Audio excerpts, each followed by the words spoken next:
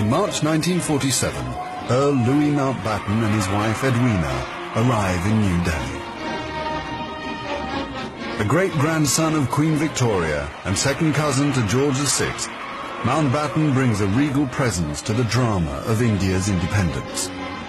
As the last viceroy, he bears responsibility for India's fate. 2nd of April, 1947. I have now completed my first week in office. I should like to be able to paint an encouraging picture of my first impressions, but feel it would be misleading if I did so. The scene here is one of unrelieved gloom.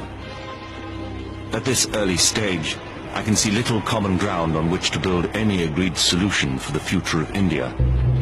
The only conclusion I have been able to come to is that unless I act quickly, I may well find the real beginnings of a civil war on my hands.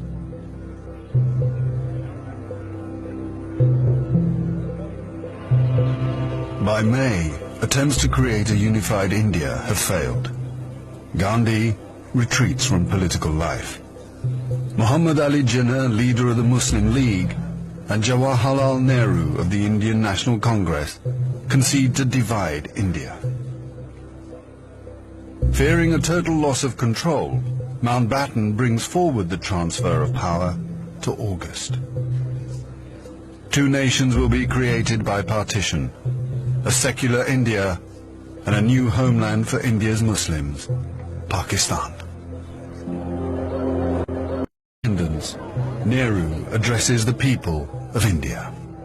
Long years ago, we made a tryst with destiny, and now the time comes when we shall redeem our pledge.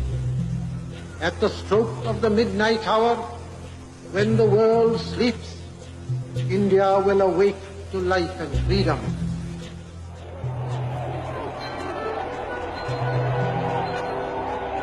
The 15th of August, 1947, the British Empire in India has come to an end. The last viceroy, Louis Mountbatten. The flag raising and the salute were done amid scenes of the most fantastic rejoicing. And as the flag broke, a brilliant rainbow appeared in the sky, which was taken by the crowd as a good omen.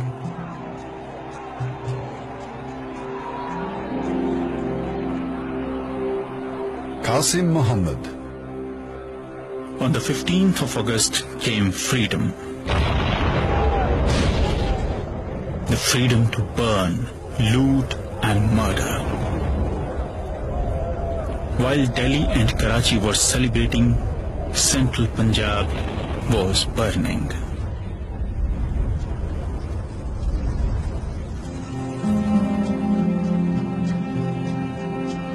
Between August 1947 and March 1948, 4.5 million Hindus and Sikhs are forced to migrate from Pakistan to India. 6 million Muslims must move in the opposite direction. Britons and Indians witness the bloodshed. Shahid Ahmed.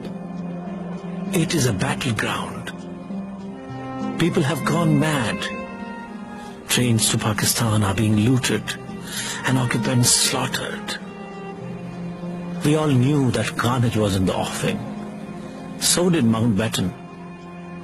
The British Empire, which tried to build India over centuries, can never live down this great tragedy.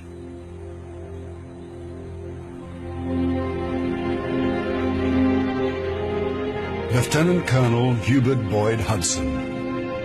The sight from the air was awe-inspiring. In this chaos, millions of refugees were struggling to get to India or Pakistan. Thousands of others were doing their best to prevent them, murdering them by the hundred. But death is nothing. There are things more terrible than death.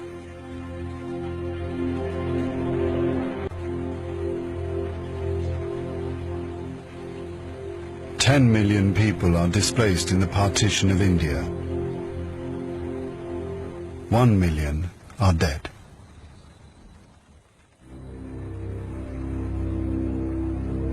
By the summer of 1948, most of the British have left.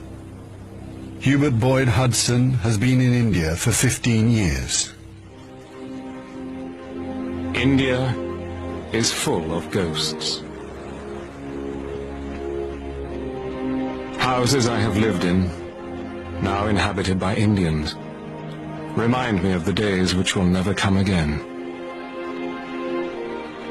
When the Viceroy drove past with a cavalry escort in red coats, I have seen the greatness of the British in India, but now it is all ended, and we are the last to leave, the few who are trying to tidy up the mess which the sudden splitting of an old empire has caused.